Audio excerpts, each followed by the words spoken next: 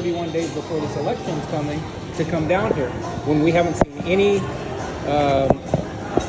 reaction from the federal government as far as this immigration problem that we've been having here, especially in Yuma. I mean, this is one of the main corridors that illegal immigration happens. It affects this community big time, and it just seems a little suspect to me that 31 days before the election now that we're getting all this attention. This should have happened 3.5 years ago, but I don't have a problem with it. I'm glad that she's coming down here. I don't know what her role is. She's not part of the administration. She's not part of the cabinet. But, she is the first lady. So that's great. I mean, Kennedy was down here a long time ago. He was down here months and months ago, or even more than that. And, that kind of attention is good as long as they're doing that to solve a problem and not to make a photo op out of it. That's great. So it's safe to say you're glad she's here, but you would have liked to see this sooner and see her actually deal with issues. I would have liked to seen a federal response way earlier than what we're seeing. A federal response was warranted years ago. I did interviews with people that walked up our street and put it on Facebook. Interviews of people from Haiti 2 Christmases ago, and it was just hundreds and hundreds of people walking up streets that we've never seen illegal aliens walk up before. So this problem has existed for a while, and I'm glad that it's finally getting some attention. But I think it's a little too late. I mean, What do you hope to hear from Harris or Biden while she's down here?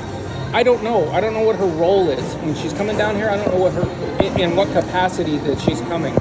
What is her visit? I mean, what's the capacity that she's coming on? So apparently from the email we got, she's going to be here campaigning. Okay.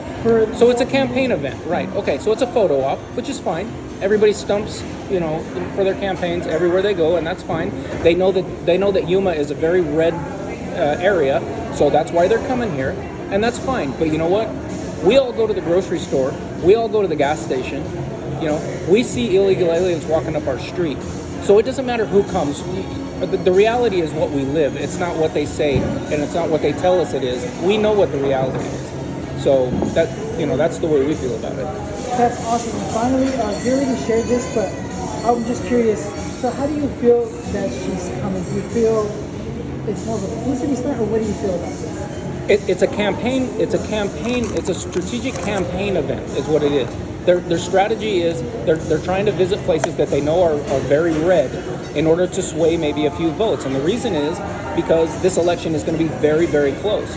So any vote that they can sway one way or the other, they're going to do that. That's why Trump has been to Phoenix so many times. I mean, that's just the way it is, and that's the way politics is. But it's not to solve any problem, and I think we all know that. So, I mean, she's coming here as a campaign event. It's a photo op.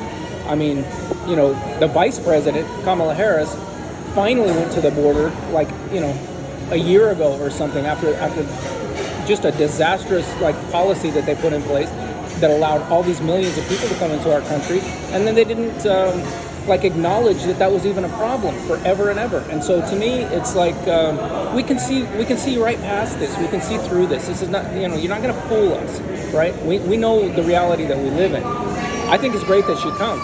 And I hope when she does come, I hope the press will ask her some tough questions, because they don't seem to want to do that either. So I hope that happens as well. Awesome. Thank you so much. You're welcome. Can you spell your first and last name? It's Bob, and then Mead, M-E-A-D is the last name. Okay? All right, thank you. I'll let my coworkers know to ask you some tough questions soon. Yeah, tell them to. And that's what we're looking for, man. They got to answer those tough questions. I mean, you guys as the press, your job is not to be friendly with these politicians. Not to be friendly. No. Your job is to hold them accountable. And if they give you some non-answer, you got to follow up. Did you see the 60-minute interview with Harris? I can't stand to watch her for more than about 5 minutes. The 60-minute interview they drove her. He did. That surprises me a lot too, and that's finally happening. That's good. That's what a good reporter should do. Yeah. Hold them accountable for their answers, and if the answer is a non-answer, you need to follow up and say, okay, but that's not what I asked you. What I asked you was whatever, this. Yeah. She was just trying to throw a bunch of words at him. It's word salad all the time with her. He was not having it though.